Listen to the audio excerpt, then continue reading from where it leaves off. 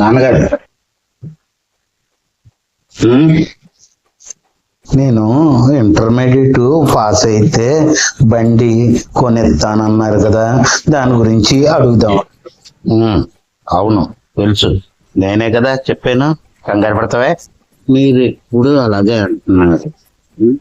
10th క్లాస్లో కొంటానన్నారు, కొనలేదు. First year అయ్యింది, సెకండ్ ఇయర్ అయ్యింది, అయినా కొనలేదు. ఇప్పుడు కొనండి ప్లీజ్ అండి నాన్నగారు, బండి కొనండి. 10th క్లాస్లో కొనలేదు అంటే ఇప్పుడు కొందామనే కదా. ఏ ప్లీజ్ అండి నాన్నగారు, బండి కొని పెట్టండి నాకు, ప్లీజ్ అండి. వెళ్ళు, నువ్వు అడుగుతావని తెలిసే రాత్రి తెచ్చి పెట్టాను. వెళ్ళి పెరట్లో చూసుకో, పెరట్లో ఉంటుంది, జాగ్రత్త. బండి తెచ్చారా? నా కోసమే. మీరు చాలా మంచివారండి నాన్నగారు.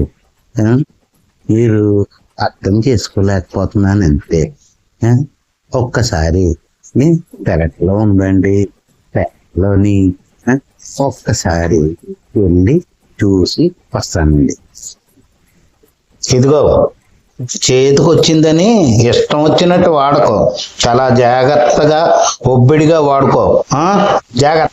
నాన్నగారు, పెరట్లో ఎక్కడా కనిపించలేదండి, ఎక్కడ పెట్టారో చెప్పండి వివరంగా.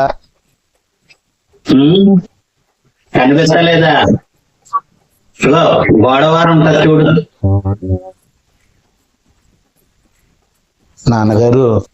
నాన్నగారు, పెరట్లో సైకిల్ తప్పించి ఏమీ కనిపిస్తాయి? అదే, శుభ్రంగా వాడుకో.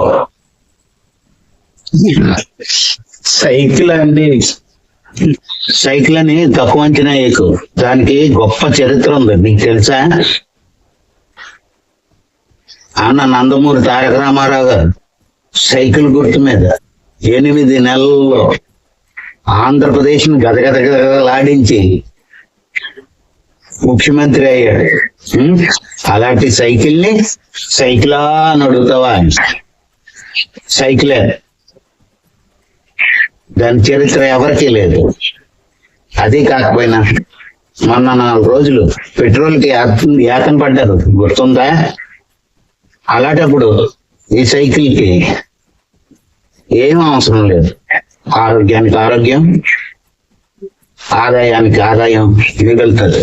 అందుకే సైకిల్ కొన్నాను. రేపు అటు నుంచి ఆ సైకిల్ మీద కాలేజీకి వెళ్ళి వచ్చేది.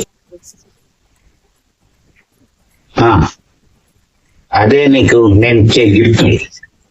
కళ్ళ చెదిరింది, సైకిల్ మిగిలింది.